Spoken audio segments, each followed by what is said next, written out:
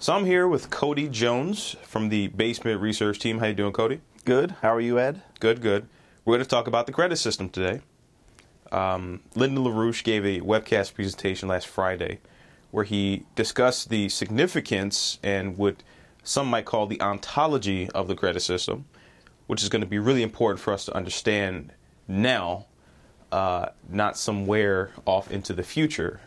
We're at a point where if you look at the European situation or transatlantic situation, the entire thing's exploding.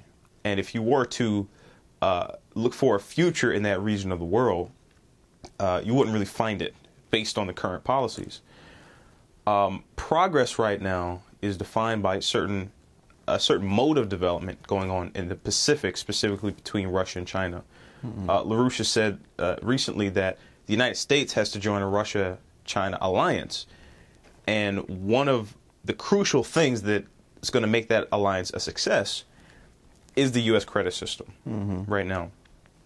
Also, when you look at the U.S. situation, you have a split right now between the, sort of upper oligarchical class and the American people who have been beaten down. And you're seeing this expressed in terms of the Occupy everything protests around the country and the solidarity of people with those moves.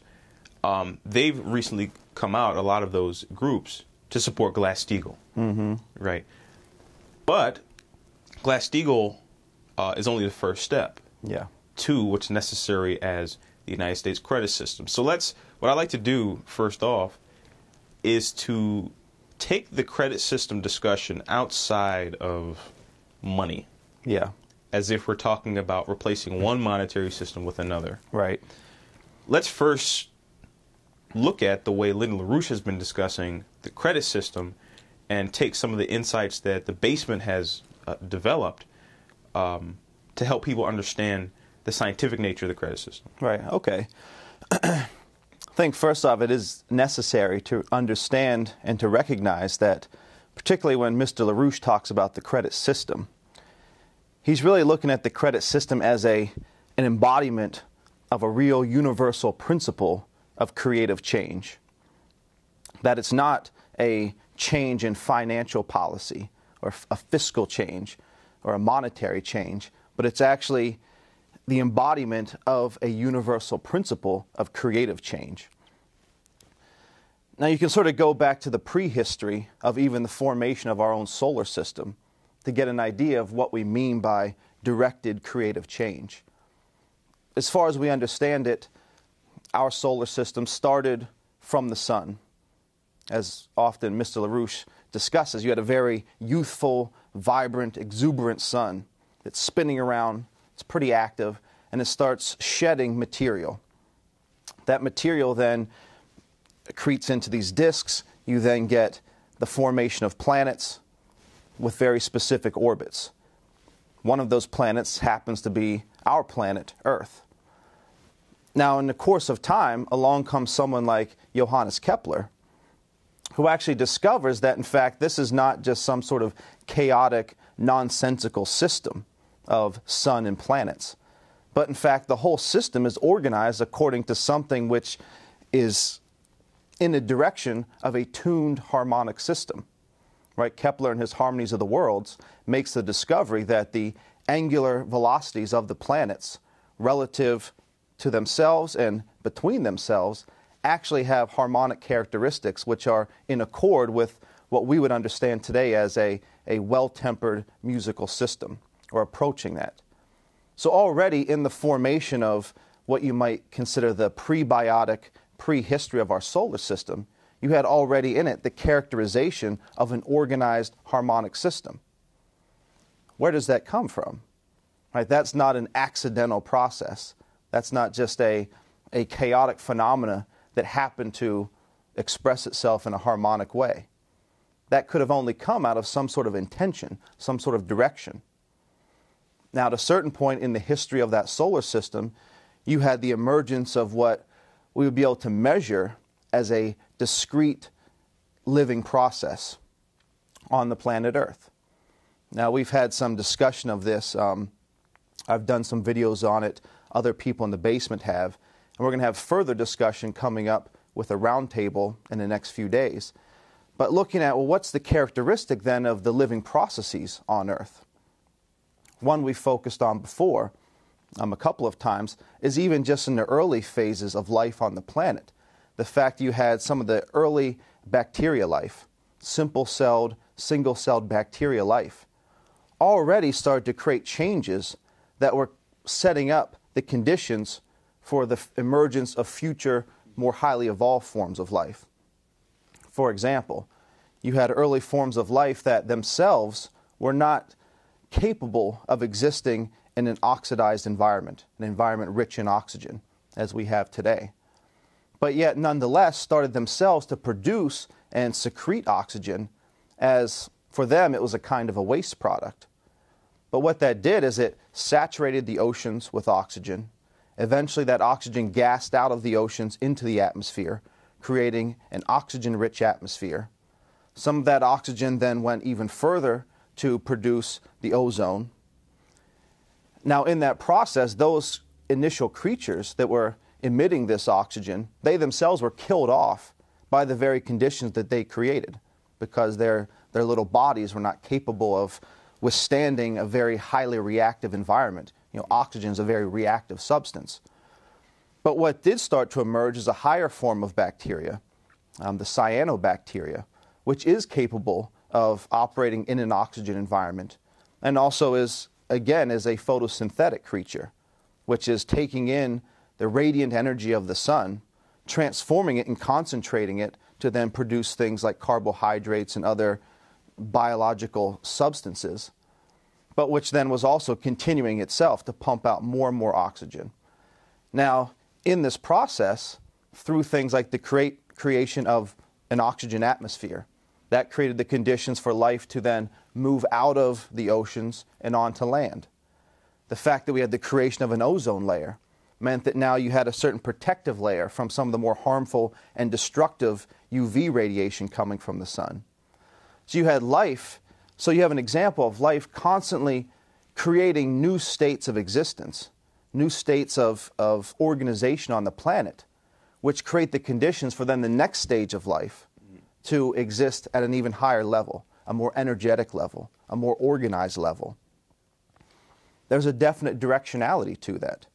There's always a constant taking in of a certain resource, say in this case actually the resource of energy from the sun, and transforming it in such a way that you're actually creating then a higher state of organization of the system as a whole, for then life to itself move into a higher state, to then do that same kind of a thing at an even higher level.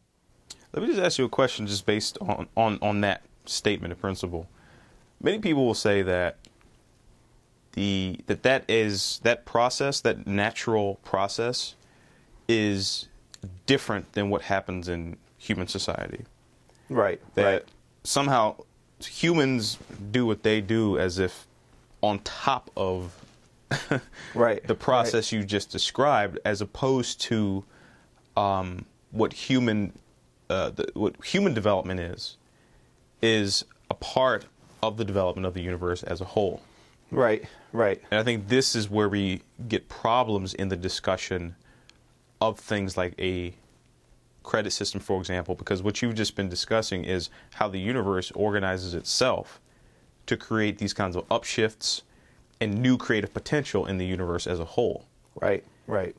And when you look at mankind, I don't think that, would you say that that's somehow different? No, different only in the sense of that it's higher than what you get with the prebiotic or the biotic. A lot of what you're bringing up, this is the disease of oligarchism, which is spread, this pessimism. Where somehow the idea is spread that the one thing that's unnatural in the universe is man. Everything else we consider as natural and must be preserved and maintained in its pre-human state. But man is this one thing which is unnatural and is this some sort of destructive force that was thrown into our universe from outside by an alien universe with the intention of destroying everything which is beautiful and pure here. It's total insanity. I think the real proof of that is you look at what man actually does.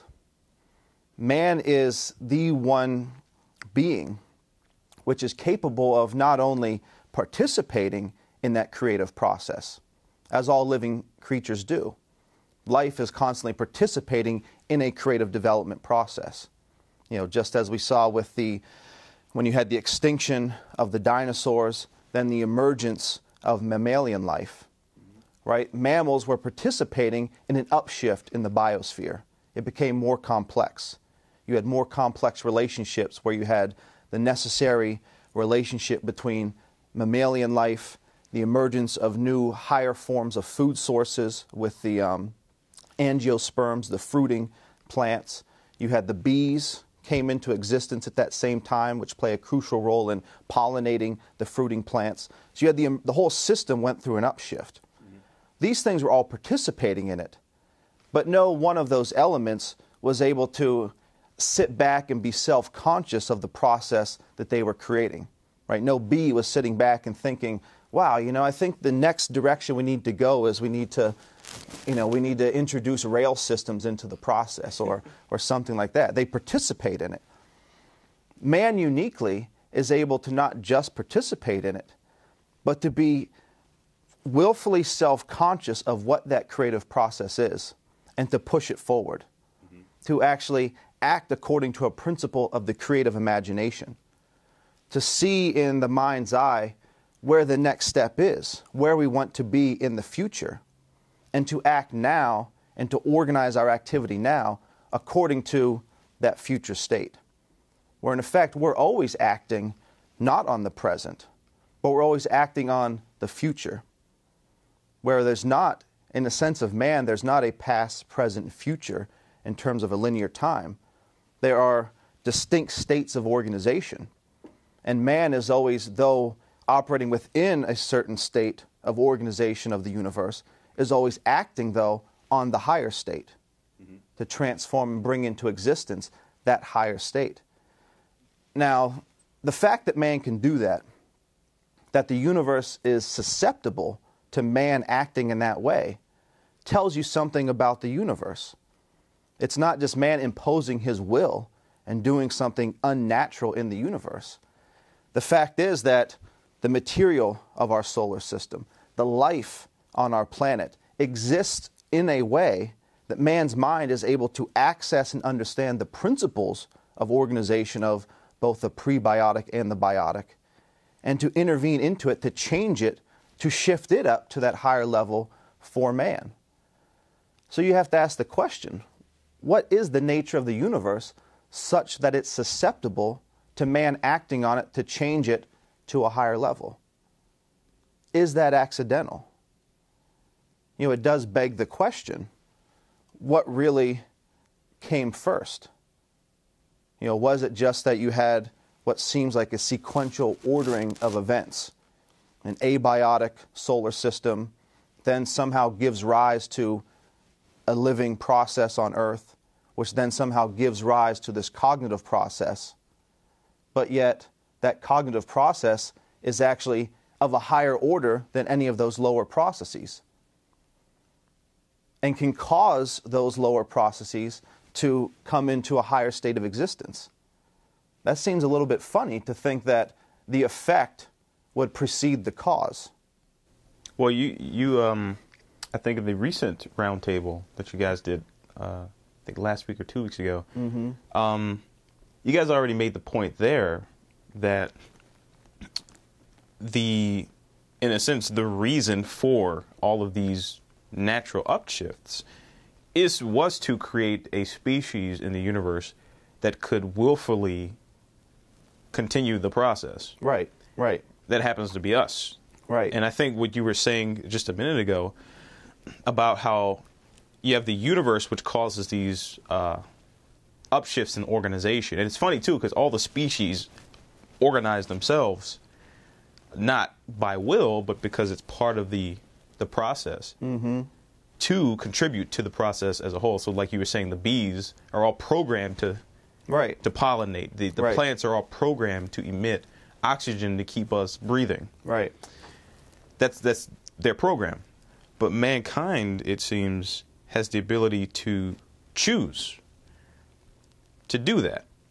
That we can be not only self-conscious of the process, which means we can turn it into a science.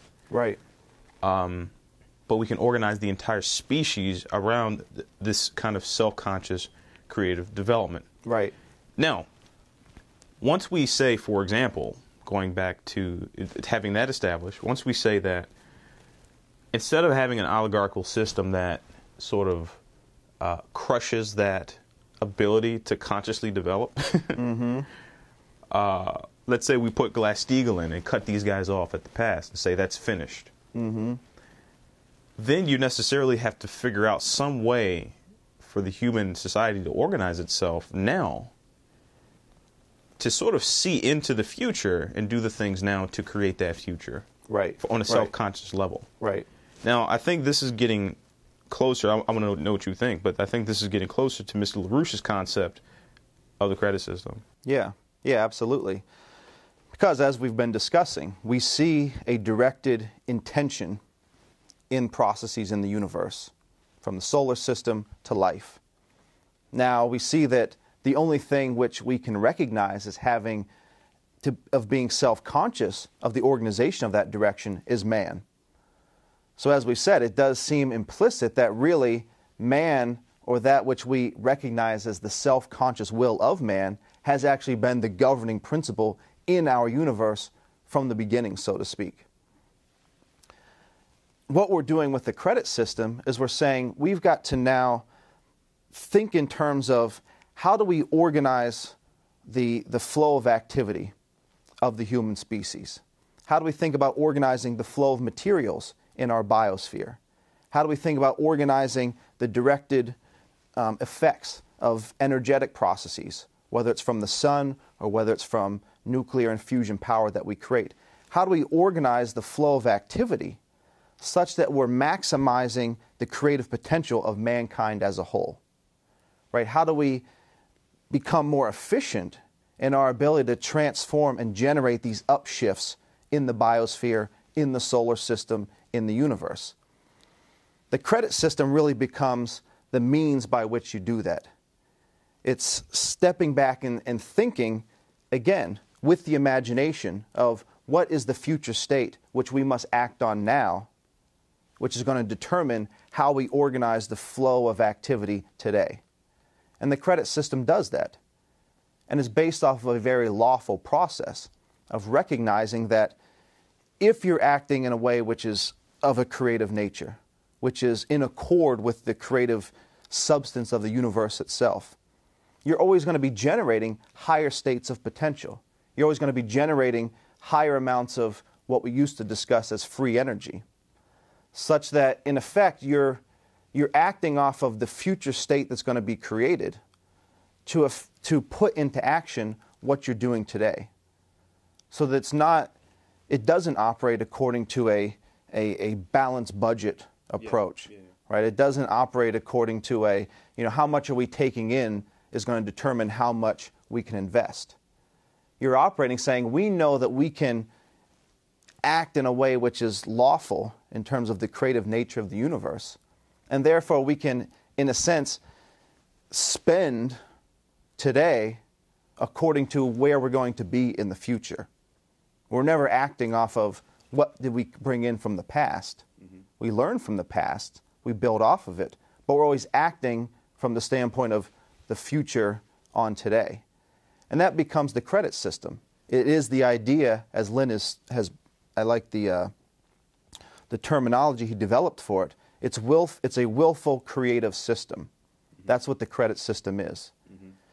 Now, we've made this point in some of our discussions that this really, at the essence of this, is the idea of the real nature of man, of mankind, is as the immortal species. That unlike any other living being that has ever walked this planet or exists in the universe, that lacks this self-conscious willfulness, they don't have an immortality of the way that we do.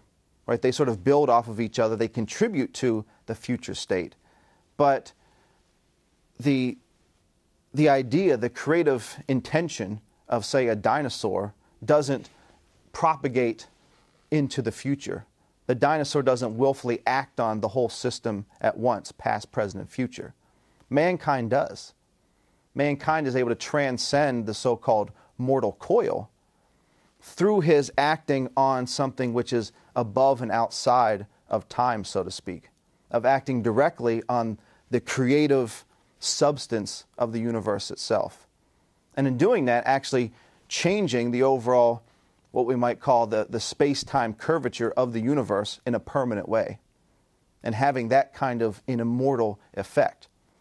So with the credit system, you're really saying, how do we organize society? How do we organize the flow of activity such that we're going to maximize the developing and fostering of that creative potential in every individual, such that they can then realize for themselves that level of immortality, that level of existence which transcends the simple biological and actually becomes, in the highest sense, a real spiritual existence. And it looks like the intention of the system, the credit system, is to increase the rate of potential immortality. Right. That's your function. Right. You're trying to establish our species as the only immortal one. Right. In a sense, that the one species that will never go extinct because we're always self-consciously, willfully creating these upshifts. Right. And organizing ourselves to do so. Right. And that's the nature of man. If you do look at just the history of man operating in this universe, on this planet, it has been a constant fight and progression towards that. Okay. Let's talk about that fight. Okay. Let's talk about that fight. Mr. LaRouche has also been discussing very heavily the fact that the credit system was an American creation. It came out of the fight, our defeat of the British Empire. Right. Alexander Hamilton was crucial, not only in working with Franklin and others to create a republic where a credit system could exist in, but he literally wrote the founding documents of the system of public credit. The Report on Manufacturers discusses how the creativity is the reason for this thing. Right. But Lynn LaRouche has also been going back centuries to the origin of the fight to establish something like a system of credit as opposed to a monetary system. He goes back all the way to Nicholas of Cusa and the initial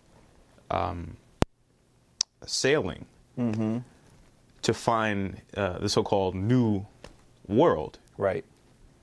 So I just wanted you to speak a little bit to that fight, because it's not because the fight is very real today. Yeah. Again, yeah. Absolutely. With these protests.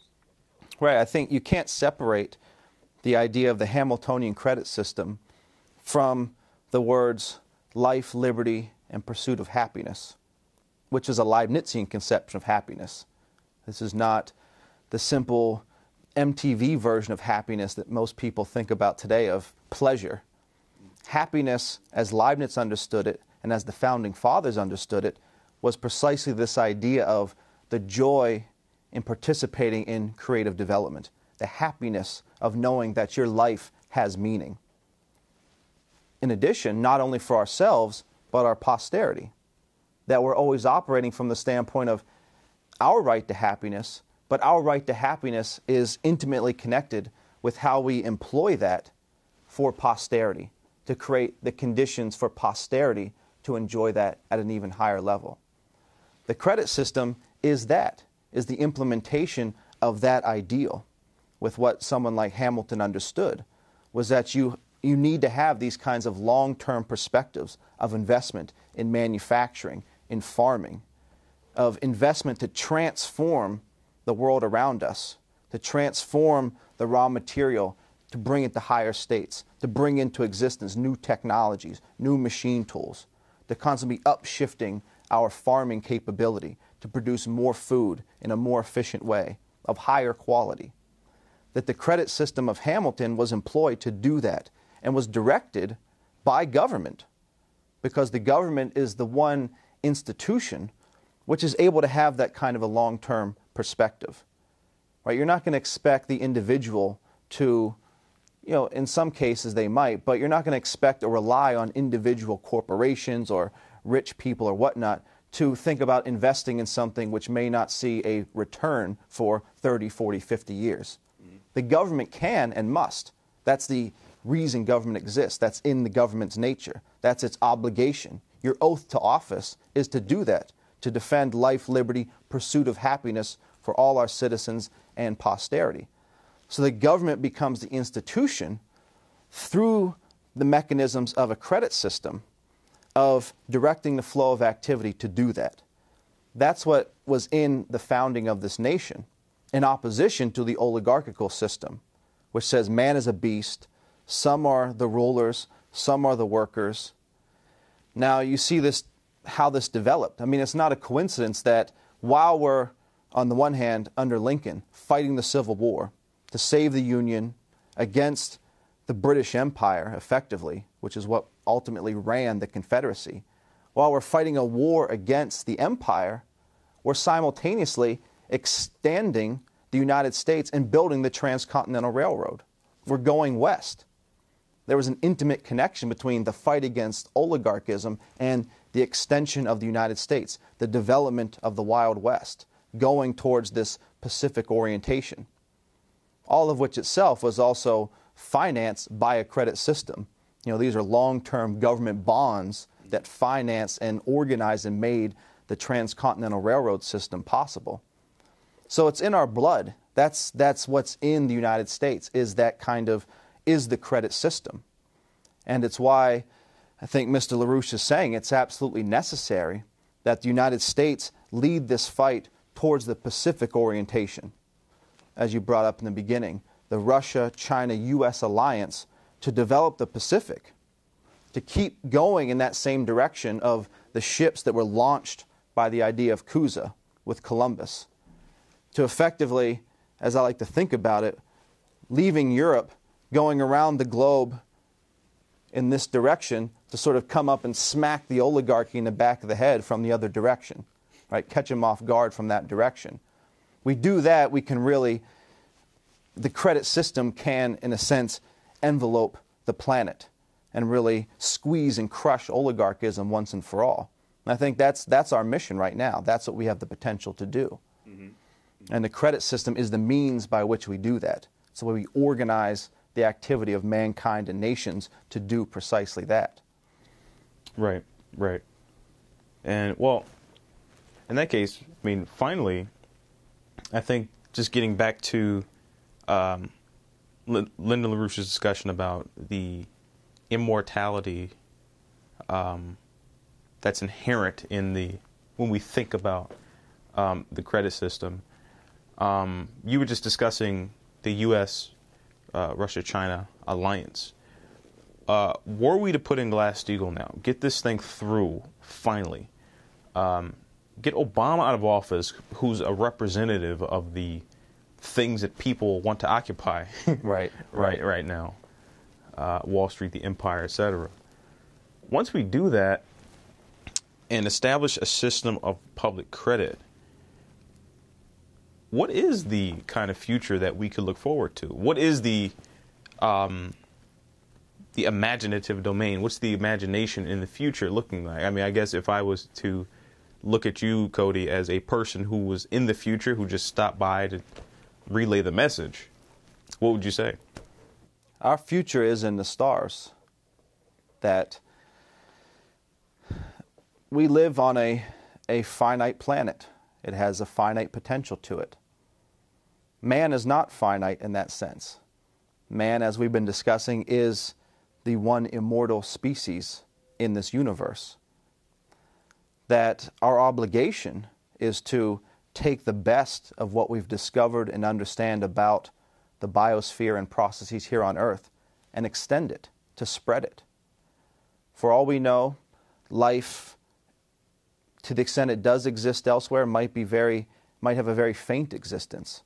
It might have might be struggling for existence. Man has the ability, the potential, and the obligation to take all of what is great and good about Earth and about man and to spread it, to colonize the solar system, to colonize the galaxy, to bring all that which people say is beautiful to other planets, to other star systems. Why not do that? I mean, the universe is organized and exists in such a way that we can do that. And the fact that we can do it means we necessarily must do it. It is our obligation as human beings, as the only immortal species. And that's the fight now. I mean, I think we're seeing with what's the implications of this Occupy Everything movement. You're seeing in people a sense of a real fight for, as we've discussed, the higher fight for real human rights. That everything that Cusa was fighting for, everything that Lincoln was fighting for, everything that Dr. Martin Luther King was fighting for, the civil rights movement, the human rights movement, is embodied in this fight for a credit system. That the credit system is the expression of this idea that we are going to commit everything to the realization of mankind as the one immortal species in the universe. And that's the fight now. People are becoming more and more aware of it. It's our job to make that more explicitly self-conscious to the population. That in fact that is what their fight is. That this is the fight for human rights on a global scale. And really, on a solar system-wide scale, on a galactic scale. That is our future. Yeah. But it's only going to be realized to the extent that we become self-conscious and act as a real, creative, immortal species. So that's where we are right now. It's the Occupy the Solar System movement. Right, exactly. Okay, Cody. Well, thank you very much. This has been fun. All right. Thank you.